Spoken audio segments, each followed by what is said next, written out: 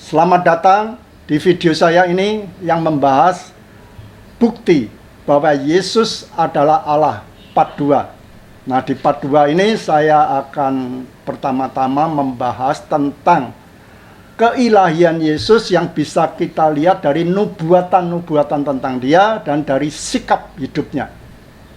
Nah, di dalam kita membaca kitab Injil, apakah Anda pernah merasakan ada suatu yang ganjil, suatu yang mengusik hati kita? Yaitu ketika Tuhan Yesus memberitahukan tentang penganiayaan dan kematian yang akan dia alami, para muridnya itu justru berebut siapa yang terbesar di antara mereka. Ini kan aneh sekali. Ini kan seperti anak-anak yang berebut warisan menjelang kematian orang tuanya. Ini sungguh tidak pantas. Padahal para muridnya itu sangat menghormati Yesus, bukan saja sebagai guru, juga sebagai Tuhan dan Mesias. Tapi mengapa mereka melakukan hal yang sangat memalukan ini? Tentu ada hal yang melatarinya. Nah, coba kita selidiki. Maaf bagi Anda yang belum subscribe, saya ingatkan supaya subscribe di bawah ini, like, share, komen, dan tekan tombol lonceng. Di Yesaya pasal 9 ayat 5, yaitu 750 tahun sebelum kelahiran Yesus, itu telah dinubuatkan. Sebab seorang anak telah lahir untuk kita, seorang putra telah diberikan untuk kita. Lambang pemerintahan ada di atas bahunya, namanya disebut orang Penasihat Ajaib, Allah yang perkasa, Bapa yang kekal, Raja Damai. Nah, ini jelas akan lahir seorang anak manusia yang sebenarnya dia adalah Allah itu sendiri, Bapa itu sendiri.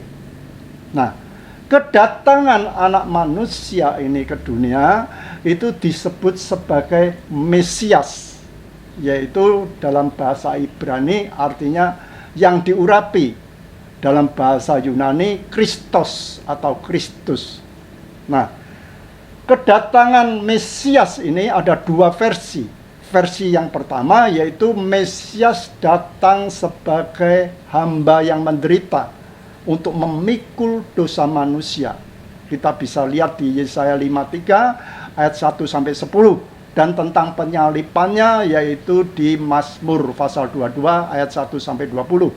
Dan versi yang pertama ini sama sekali ditolak oleh pemimpin agama Yahudi. Mereka tidak percaya bahwa Allah itu lahir sebagai bayi, sebagai anak manusia, apalagi mati. Mereka sama sekali tidak bisa menerima dengan akal sehat mereka bahwa Allah akan lahir sebagai bayi, apalagi mati. Mereka sama sekali menolak versi yang pertama ini, karena mereka melihat kitab suci dengan akal duniawi mereka, dengan pikiran duniawi mereka. Maka mereka hanya percaya versi yang kedua, yaitu Mesias datang yang kedua kalinya sebagai hakim dan raja. Nah, ini yang mereka terima, karena mereka mendambakan Mesias yang dapat memulihkan kerajaan Israel. Nah, Mesias yang versi kedua ini yang dipercaya oleh masyarakat Yahudi selama berabad-abad. Maka itu tidak heran kita lihat di Matius pasal 16 ayat 21 dan sampai 23. Di sana ketika Yesus untuk pertama kalinya memberitahukan tentang penganiayaan dan kematian yang akan dialami, yaitu dia mengatakan bahwa dia akan mengalami banyak penderitaan dari pihak ahli-ahli Taurat, imam-imam kepala dan tua-tua Yahudi. Maka Petrus segera menarik Yesus ke samping dan menegur Yesus, "Tuhan, kiranya Allah menjauhkan hal itu sekali-kali tidak akan menimpa engkau." Yesus balik menegur Petrus, "Enyalah iblis, karena engkau satu batu sandungan bagiku, karena engkau bukan memikirkan apa yang dipikirkan Allah, tapi apa yang dipikirkan oleh manusia." Nah, manusia selalu memikirkan tentang kejayaan di bumi. Itu yang dipikirkan Petrus, mewakili yang dipikirkan seluruh bangsa Yahudi, yaitu tentang kejayaan di bumi. Tapi Allah berpikir tentang keselamatan manusia di dalam kehidupan yang kekal. Jadi beda apa yang dipikirkan oleh manusia dan dipikirkan oleh Allah. Nah, di Matius pasal 17 ayat 22 dan 23, ketika Yesus kedua kalinya dia memberitahukan tentang penganiayaan dan kematian yang akan dialami, para muridnya sudah tidak berani lagi menegur Yesus, mereka justru sedih.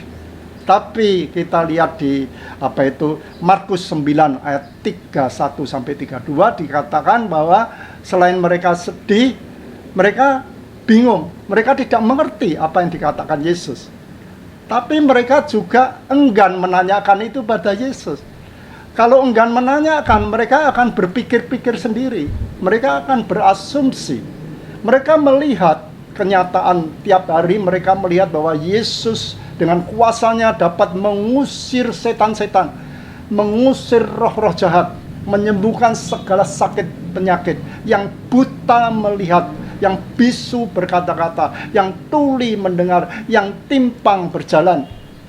Dan Yesus dapat memberi makan 5.000 orang hanya dengan 5 ketul roti 2 ikan. Memberi makan 4.000 orang. Dan Yesus bisa berjalan di atas air. Dan akhir-akhir ini mereka melihat bahwa Yesus dimuliakan di atas gunung, sedang bercakap-cakap dengan Musa dan Elia. Yohanes dan Yakobus percaya bahwa Yesus dapat mendatangkan api dari langit. Itu di Lukas 9 ayat 54. Nah, kalau Elia dapat mendatangkan api dari langit, tentu Yesus lebih punya kuasa untuk menurunkan api dari surga. Nah, maka itu pertama-tama mereka sedih, lalu mereka bingung, mereka tidak mengerti apa yang Yesus katakan, tapi enggan menanyakan pada Yesus, lalu mereka berasumsi sendiri bahwa tidak mungkin Yesus yang memiliki kuasa yang sebesar itu mau menyerah ketika akan dianiaya dan dibunuh. Justru pada saat itu Yesus akan menurunkan kuasanya yang besar untuk melibas musuh-musuhnya dan mendirikan kerajaan Israel. Maka itu tidak heran setelah mereka sedih, mereka bingung, mereka tidak berani menanyakan, lalu mereka berasumsi sendiri, akhirnya mereka kesimpulan dan bahwa Yesus justru akan melibas musuh-musuhnya dan mendirikan kerajaan Israel. Maka mereka berebut siapa yang terbesar di antara mereka di kerajaannya nanti tentunya. Ya, itu kita bisa lihat di Matius 18 ayat 1 sampai 5, Markus 9 ayat 33 sampai 37, Lukas 9 ayat 46 sampai 48. Nah, selanjutnya lebih jelas lagi, yaitu ketika Yesus memberitahukan tentang penganiayaan dan kematiannya yang ketiga kalinya, yaitu di Matius pasal 20 ayat 17 sampai 28. Di situ Yohanes dan Yakobus mendesak ibunya untuk minta pada Yesus supaya mereka bisa didudukkan di sebelah kanan dan kiri Yesus di kerajaannya nanti. Yesus lalu berkata, "Kamu tidak tahu apa yang kamu minta. Dapatkah kamu meminum cawan yang harus kuminum?" Para muridnya mengatakan, "Kami dapat." Yesus mengatakan, "Cawanku memang akan kamu minum. Tapi hal duduk di sebelah kanan atau kiriku, aku tidak berhak memberikannya. Itu akan diberikan pada orang-orang bagi siapa Allah telah menyediakannya." Nah, para muridnya itu lalu ramai-ramai membuli Yohanes dan Yakobus. Mereka iri, Yohanes dan Yakobus mengapa berani minta duduk di sebelah kanan kirinya. Nah, lalu Yesus berkata pada murid-muridnya, "Kamu tahu bahwa pemerintah bangsa-bangsa memerintah rakyatnya dengan tangan besi, dan pembesar-pembesar mereka menjalankan kuasanya dengan keras atas mereka. Tapi tidak demikian dengan kamu. Barang siapa ingin menjadi besar di antara kamu, hendaklah ia menjadi pelayanmu. Barang siapa ingin menjadi terkemuka di antara kamu, hendaklah ia menjadi hambamu. Sama seperti anak manusia yang datang bukan untuk dilayani, melainkan untuk melayani, bahkan menyerahkan nyawanya menjadi tebusan bagi banyak orang." Jadi apa yang dikatakan Yesus itu berbalikan apa yang dipikirkan oleh murid-muridnya. Mereka pikir bahwa nanti di kerajaannya mereka bisa menjadi pembesar-pembesar, menduduki kedudukan penting yang dihormati oleh rakyat mereka, dan mereka bisa menjalankan pemerintahan dengan cara yang arogan seperti pemerintahan-pemerintahan dunia. Yesus justru menyatakan kalau kamu menjadi besar, menjadi keturunan, justru kamu menjadi pelayan, menjadi hamba, bukan menjadi seorang penguasa yang penuh dengan arogansi. Tidak demikian. Ini sama sekali tidak dimengerti oleh mereka. Nah, pada pemberitahuan tentang kematian yang keempat kalinya, pada waktu itu ada hari raya roti tidak beragi. Nah, pada waktu itu para tua-tua Yahudi, imam-imam kepala, mereka berkumpul di istana Imam Besar Kayafas. Mereka berunding untuk membunuh Yesus. Yesus sadar bahwa waktunya sudah dekat. Maka itu dia mengadakan perjamuan kudus, yaitu makan roti dan minum anggur, yang menyatakan inilah tubuhku, inilah darahku. Tapi muridnya sama sekali tidak mengerti. Nah, di Matius pasal 26 ayat 31 sampai 35, Yesus mengatakan, malam ini kamu semua akan terguncang imanmu karena aku. Sebab ada tertulis bahwa aku akan membunuh gembala dan kawan domba itu akan tercerai-berai. Setelah aku bangkit, maka aku akan mendahului kamu ke Galilea. Tapi Petrus langsung menyangkal, Tuhan, sekalipun mereka semua terguncang imannya karena kamu, aku sekali-kali tidak. Tapi Yesus berkata pada Petrus, aku berkata kepadamu, sesungguhnya malam ini sebelum ayam berkokok, kamu telah menyangkal aku 3 kali. Petrus langsung menyanggah, Tuhan, sekalipun aku harus mati bersama-sama engkau, aku tidak akan menyangkal engkau. Semua muridnya juga menyatakan yang demikian. Wah, sungguh luar biasa. Apakah benar para muridnya itu begitu militan mau mati untuk Tuhan? Tentu tidak. Karena tidak ada kamusnya di dalam benak mereka bahwa Mesias akan mati. Yang mereka tahu, yang mereka percaya, yang mereka yakini, Mesias pasti akan mendirikan kerajaan Israel. Mereka menganggap bahwa Yesus menyatakan bahwa dia akan dianiaya dan mati itu hanya untuk menguji apakah mereka setia pada Yesus. Maka mereka ramai-ramai meyakinkan Yesus bahwa mereka ingin berani mati untuk Tuhan, supaya mereka nanti bisa dipercaya Tuhan untuk menduduki tempat yang tertinggi di kerajaannya nanti. Itu motivasi mereka. Motivasi yang demikian ini tidak tulus. Kalau nanti terjadi hal yang sebaliknya, apa yang mereka angankan tidak mungkin tercapai, mereka bisa berbalik, bisa mengingkari sumpahnya. Dan itu yang terjadi, yaitu ketika kita tercatat di Matius pasal 26 ayat 47 dan 56, Lukas pasal 22 ayat 47 sampai 53. Di situ yaitu ketika di Taman Getsemani, hamba-hamba imam besar ingin menangkap Yesus, Petrus yang sok jagoan ini langsung memotong salah satu telinga dari hamba imam besar itu. Tapi Yesus justru menegurnya dan menyembuhkan telinga itu dan berkata,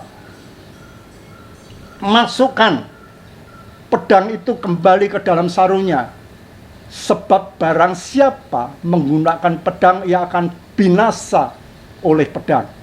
Atau sangkamu aku tidak dapat berseru kepada Bapakku supaya ia segera mengirim lebih dari 12 pasukan malaikat untuk membantu aku. Tapi jika demikian, bagaimana akan digenapi apa yang tertulis dalam kitab suci? Di sana menyatakan harus terjadi demikian. Lalu Yesus berkata pada hamba-hamba imam besar yang hendak menangkap dia, sangkamu aku ini penyamun, maka kamu mendatangi aku lengkap dengan pedang dan pentung untuk menangkap aku, padahal aku tiap hari duduk mengajar di bait Allah. Akan tetapi semuanya itu terjadi supaya genap yang ada tertulis dalam kitab nabi-nabi. Nah, menyaksikan semua itu, para muridnya pada kebingungan. Mereka sama sekali tidak menyangka bahwa Yesus benar-benar tidak melawan. Sebaliknya, Petrus yang melawan justru ditegurnya. Dan Yesus dengan terang-terangan mengatakan bahwa dia tidak mau minta bantuan Bapa untuk mengirim pasukan malaikatnya untuk membantu dia, untuk membela dia. Tidak. Dengan alasan bahwa itu supaya genap apa yang tertulis dalam kitab nabi-nabi. Nah, mereka sungguh tidak mengerti apa yang dikatakan oleh Yesus itu. Mereka bingung, takut, lalu ramai-ramai meninggalkan Yesus dan melarikan diri. Mereka mungkin menyesal telah salah mempercayai Yesus yang mengaku sebagai Mesias, tapi kenyataannya tidak seperti Mesias yang mereka dambakan. Mesias semestinya bisa mengembalikan kejayaan kerajaan Israel. Penyerahan diri Yesus kepada musuh-musuhnya sama sekali tidak mau menggunakan kuasa mujizatnya untuk melawan. Itu sungguh-sungguh mengecewakan hati para muridnya, karena mereka percaya bahwa Mesias semestinya bisa membawa kembali masa kejayaan kerajaan Israel sebagai mantra religius yang diyakini seluruh bangsa Yahudi selama berabad-abad. Maka itu tidak heran ketika Petrus ketiga kalinya dia didesak untuk mengaku bahwa dia adalah murid Yesus, justru dia melampiaskan rasa kecewanya dengan mengumpat. Dia bersumpah dan mengutuk, "Aku tidak mengenal orang itu." Bayangkan. Matius pasal 26 ayat 74, Markus pasal 14 ayat 71. Maka berkokoklah ayam dan Yesus berpaling pada Petrus. Lukas pasal 22 ayat 61. Teringatlah Petrus bahwa Yesus pernah berkata, "Malam ini sebelum ayam berkokok, kamu telah menyangkal aku 3 kali." Maka pergi keluarlah Petrus menangis dengan sedihnya, karena sejatinya dia tahu bahwa Yesus tidak pernah sekalipun menjanjikan untuk memulihkan kerajaan Israel. Itu hanya asumsi mereka sendiri, lalu mereka kecewa-kecewa sendiri.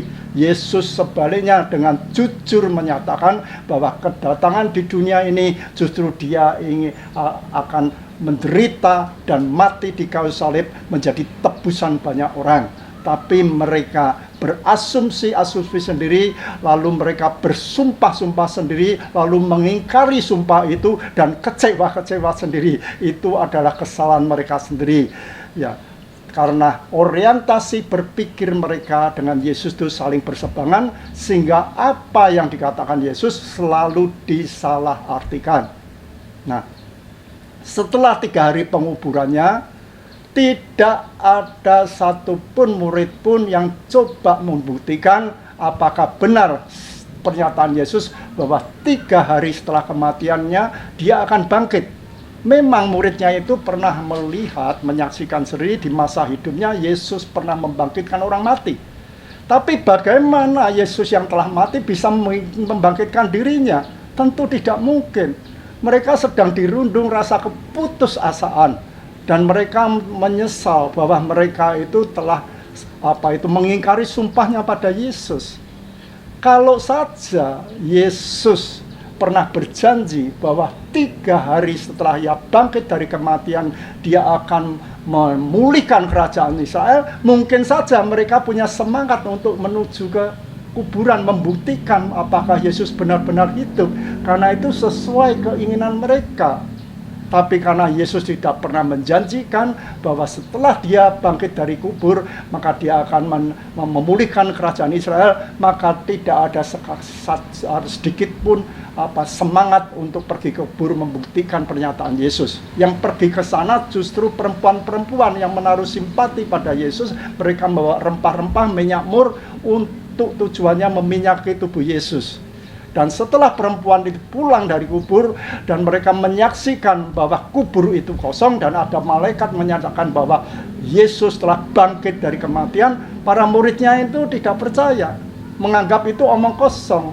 Walaupun akhirnya Petrus dan beberapa murid lainnya pergi ke kubur untuk membuktikannya. Nah, selama 40 hari Yesus berulang kali menampakkan diri pada murid-muridnya untuk membuktikan bahwa dia itu hidup. Tentu muridnya senang sekali bahwa Yesus benar-benar telah bangkit dari kematian. Tapi mereka tidak terlalu bersemangat. Mengapa? Karena selama 40 hari kebangkitannya, Yesus tidak pernah sekalipun menyinggung tentang bahwa dia akan memulihkan kerajaan Israel. Sebaliknya, dia selalu mengingatkan apa yang telah berulang kali dia jelaskan tentang kitab nabi-nabi yang menuliskan tentang dia, tentang penderitaan dan kematiannya untuk menebus dosa manusia. Tapi penjelasan Yesus yang berulang-ulang ini mereka kurang berminat untuk mendengar karena mereka tidak punya hati ke sana. Hati mereka untuk kerajaan Israel. Maka itu mereka kurang begitu semangat, begitu antusias ketika Yesus menjelaskan berulang-ulang tentang kitab nabi-nabi yang menceritakan, yang menuliskan tentang dia, tentang penderitaan dan kematiannya. Itu sungguh-sungguh mereka itu kurang begitu memperhatikan pernyataan Yesus yang diulang-ulang itu. Mereka akhirnya menjadi jenuh. Maka itu pada suatu kali Petrus justru mengajak murid-murid yang sesama nelayan untuk kembali menjala ikan. Bayangkan, di pantai Danau Tiberias. Pada waktu itu Yesus menampakkan diri pada Petrus dan murid-muridnya. Lalu dia 3 kali bertanya pada Petrus, "Simon, anak Yohanes, apakah engkau mengasihi aku?" Petrus menjawab, "Benar Tuhan, engkau tahu aku mengasihi engkau." Yesus bertanya itu sampai ketiga kalinya. Dan Yesus mengatakan, "Gembalakanlah dombaku." Karena sampai ketiga kalinya Yesus bertanya pertanyaan yang sama, Petrus merasa sedih. Mungkin dia ingat bahwa dia telah 3 kali menyangkal Yesus. Maka ketika Yesus ketiga kalinya bertanya, "Simon, apakah engkau mengasihi aku?" Simon berkata, "Tuhan, engkau mengetahui segala sesuatu. Engkau tahu bahwa aku mengasihi engkau." Yesus berkata, "Gembalakanlah dombaku." Mengapa Yesus mengatakan gembalakanlah dombaku? Yesus ingin mengingatkan bahwa tujuan dia memanggil murid-muridnya bukan untuk menjala ikan, tapi untuk menjala manusia, untuk menggembalakan manusia. Itu tujuannya. Murid-muridnya walaupun mengasihi Yesus, tapi tidak punya hati untuk menjala ikan, tidak punya hati untuk menggembalakan manusia, maka mereka kembali menjala ikan. Itu masalahnya. Hati mereka yaitu tujuannya supaya Mesias itu mendirikan kembali kerajaan Israel. Itu hati mereka. Mereka tidak punya minat untuk memberitakan tentang kematian Yesus, tentang penebusannya. Itu masalahnya. Setelah 40 hari ketika Yesus hendak berpamitan pada mereka untuk naik ke surga, maka para muridnya itu memberanikan diri untuk mengungkapkan harapannya yang selama ini terpendam, yang tidak pernah diutarakan pada Yesus. Mereka memberanikan diri untuk memohon pada Yesus, "Tuhan, maukah engkau pada masa ini memulihkan kerajaan bagi Israel?" Yesus berkata, "Engkau tidak perlu mengetahui masa dan waktu yang ditetapkan Bapa sendiri menurut kuasanya. Akan tetapi kamu akan menerima kuasa bila Roh Kudus turun atas kamu, dan kamu akan menjadi saksiku di Yerusalem dan di seluruh Yehuda dan Samaria dan sampai ke ujung bumi."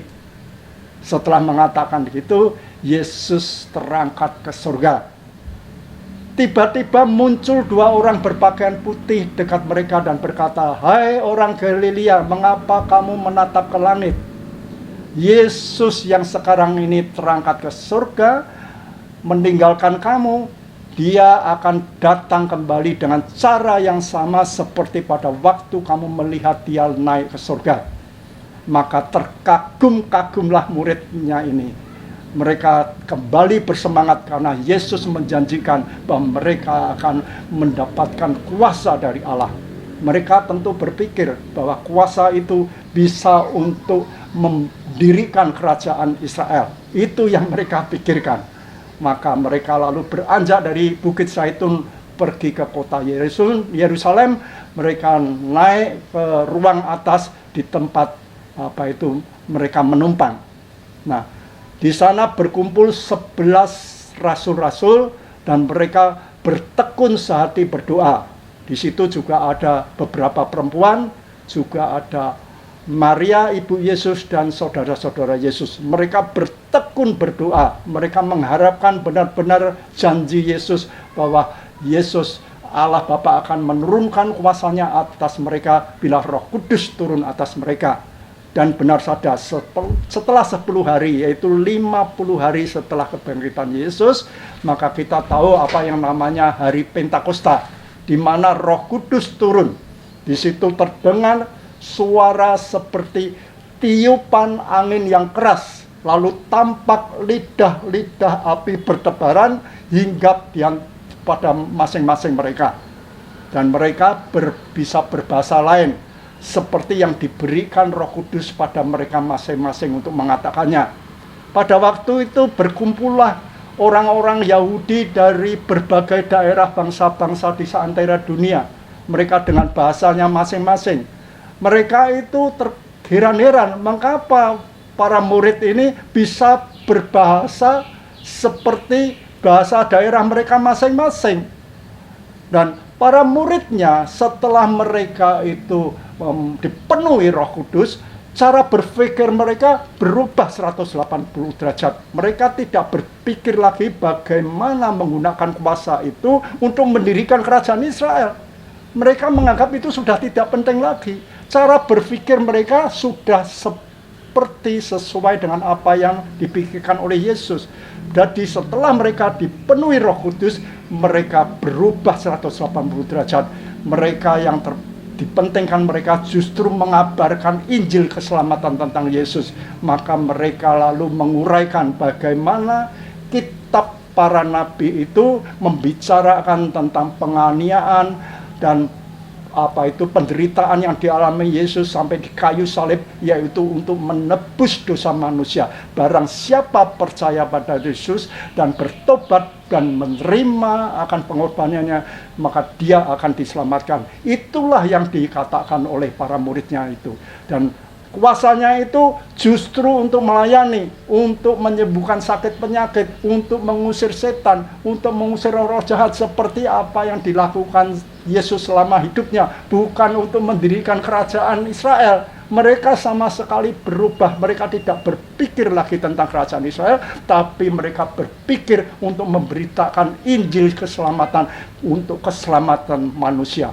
Itu yang terjadi, yaitu adalah suatu perubahan yang besar setelah mereka dipenuhi oleh Roh Kudus. Sikap hidup Yesus dan perspektif berpikirnya itu beda jauh dengan manusia.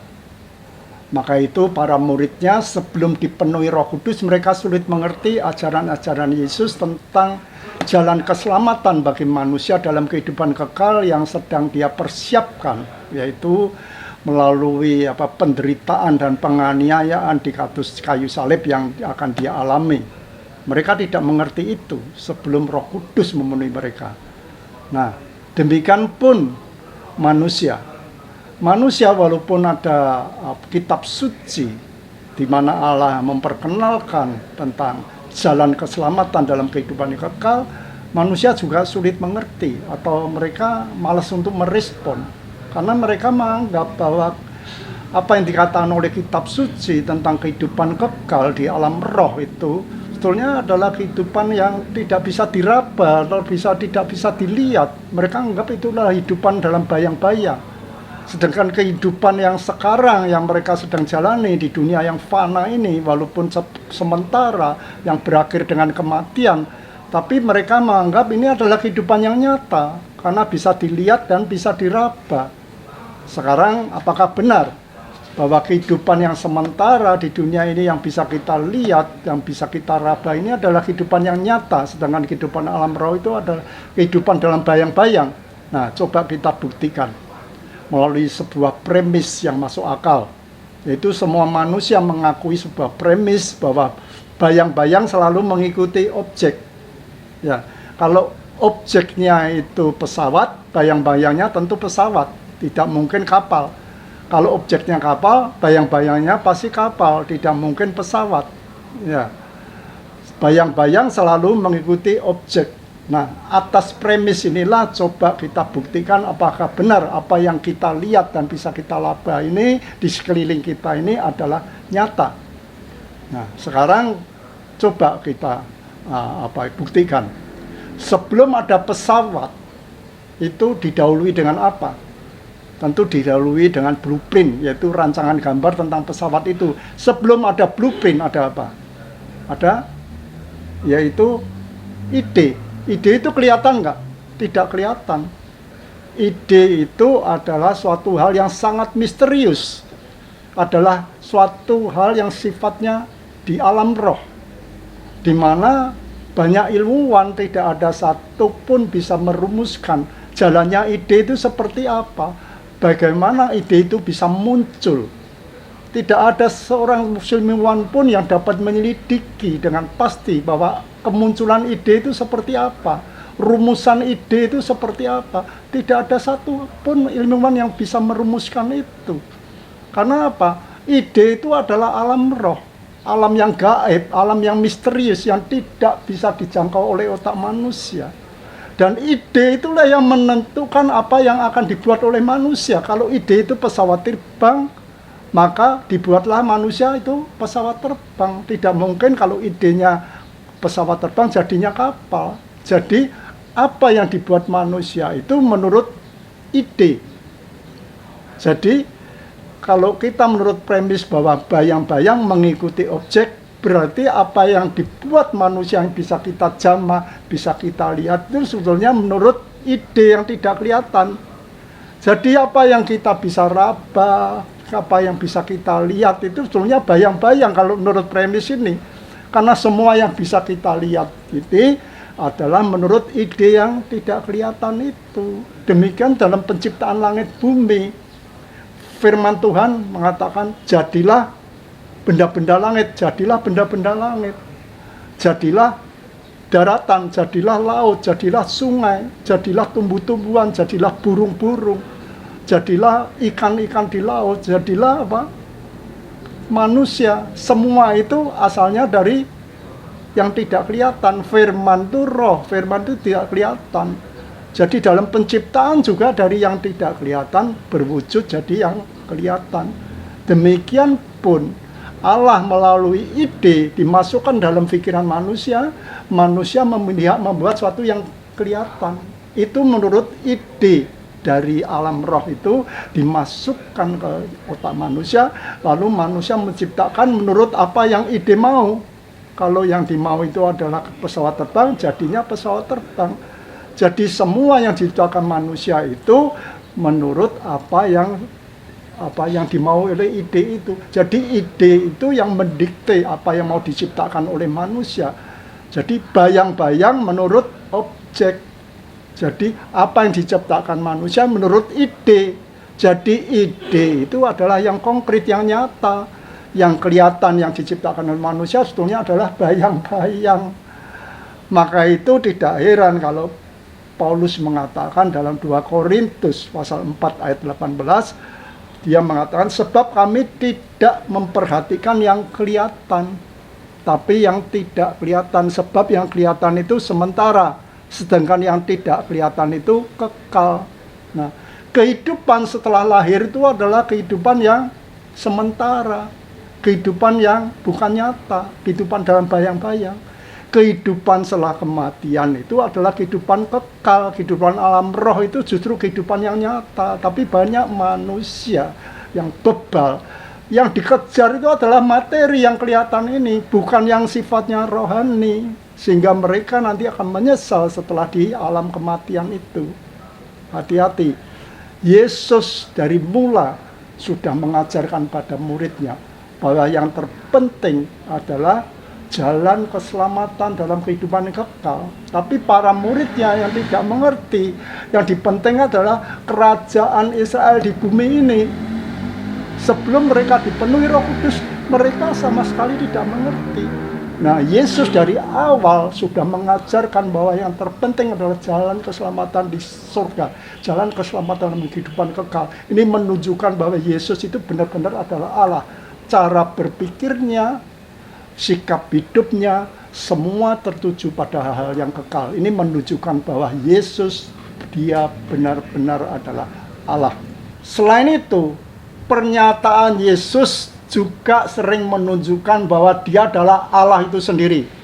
Maka itu dia sering ditentang oleh pemuka agama Yahudi, karena pemuka agama Yahudi tidak percaya bahwa dia adalah Mesias. Mereka hanya percaya Mesias itu langsung turun dari surga sebagai hakim dan raja. Tidak percaya bahwa Mesias itu lahir sebagai bayi dan tumbuh sebagai manusia biasa. Itu hanya dipercaya oleh para muridnya, walaupun para muridnya tahu bahwa Yesus lahir sebagai bayi dan tumbuh sebagai manusia, tapi mereka percaya bahwa Yesus adalah Mesias itu sendiri, karena Yesus dapat melakukan mujizat-mujizat besar. Mereka percaya bahwa Yesus pada suatu kali dapat mendirikan kerajaan Israel, padahal Yesus tidak pernah menjanjikan hal itu. Itu adalah kedatangan yang kedua kalinya. Tapi kedatangan pada saat itu, Yesus sering menyatakan pada muridnya bahwa dia datang sebagai Mesias yang menderita sebagai hamba.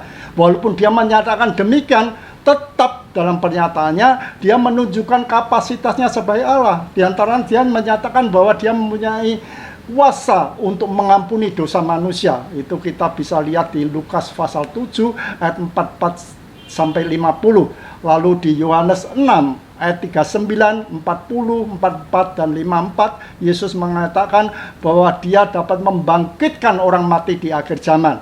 Khusus di Yohanes 6 ayat 54, Yesus mengatakan, barang siapa makan dagingku dan minum darahku, ia akan mempunyai hidup yang kekal, dan aku akan membangkitkan dia di akhir zaman. Coba bayangkan, pernyataan ini sangat tidak masuk akal dan sangat keras, maka itu banyak muridnya mengundurkan diri. Nah, di Yohanes 14 ayat 9 dan 10, Yesus mengatakan bahwa barang siapa melihat dia sama dengan melihat Bapa. Tidak percayakah kamu bahwa aku di dalam Bapa, Bapa di dalam aku, dan apa yang kukatakan itu bukan dari diriku sendiri, tapi Bapa yang di dalam aku, dialah yang mengerjakannya. Artinya semua apa yang dikatakan Yesus itu berasal dari Bapa, karena memang dia berasal dari Bapa. Bayangkan. Lalu Yohanes 14 ayat 6, Yesus mengatakan, akulah jalan dan kebenaran dan hidup. Tidak ada seorang pun yang datang kepada Bapa kalau tidak melalui aku. Coba bayangkan, siapa yang berani menyatakan demikian? Lalu Yohanes 11 ayat 25, Yesus berani mengatakan, akulah kebangkitan dan hidup. Barang siapa percaya padaku, ia akan hidup walaupun ia telah mati. Lalu di Yohanes 10 ayat 28, Yesus mengatakan bahwa aku akan memberikan hidup kekal pada mereka, dan mereka tidak akan binasa sampai selama-lamanya, dan seorang pun tidak akan merebut mereka dari tanganku. Coba, siapa yang punya kapasitas mengatakan yang demikian kalau dia bukan Allah itu sendiri? Dan Yesus mengatakan dia adalah roti hidup, Yohanes 6 ayat 35. Dia adalah roti yang turun dari surga, Yohanes 6 ayat 58. Lalu dia mengatakan dialah sumber air hidup, Yohanes 4 ayat 14, Yohanes 7 ayat 37, 38. Dia adalah terang dunia, coba bayangkan, Yohanes 8 ayat 12, Yohanes 9 ayat 5. Dia adalah pintu, Yohanes 10 ayat 9. Dia adalah gembala yang baik, Yohanes 10 ayat 11. Dia adalah pokok anggur, Yohanes 15 ayat 1. Coba bayangkan, pernyataan-pernyataan Yesus ini menunjukkan bahwa dia adalah Allah itu sendiri. Nah, selain itu, dia juga melakukan banyak mujizat. Tidak ada seorang nabi pun yang bisa melakukan mujizat sebanyak Yesus. Hampir tiap hari Yesus mengusir setan. mengusir roh-roh jahat, menyembuhkan sakit penyakit, yang buta melihat, yang bisu berkata-kata, yang tuli mendengar, yang timpang dapat berjalan. Bahkan dia dapat membangkitkan orang yang mati. Bahkan dia yang mati dari hari ketiga dia bangkit dari kematian. Setelah bangkit dari kematian, Yesus selama 40 hari berulang kali menampakkan diri pada muridnya untuk membuktikan bahwa dia hidup. Kisah Rasul 1 ayat 3. Bahkan dia pernah menampakkan diri pada 500 muridnya sekaligus. 1 Korintus 15 ayat 6. Tidak mungkin para muridnya yang dulunya ketika mereka menyaksikan penyaliban Yesus, semuanya pada lari ketakutan, tapi sekarang dengan berani memberitakan Injil dengan taruhan nyawa mereka, kalau mereka tidak benar-benar menyaksikan bahwa Yesus hidup. Nah, logika ini sama dengan apa yang dinyatakan oleh seorang Farisi dan seorang ahli Taurat yang disegani, yaitu Gamaliel, ketika dia bicara di dalam mahkamah agama yang mengadili para rasul. Dia mengatakan demikian, "Hai orang-orang Israel, pertimbangkanlah baik-baik apa yang hendak kamu perbuat terhadap orang-orang ini.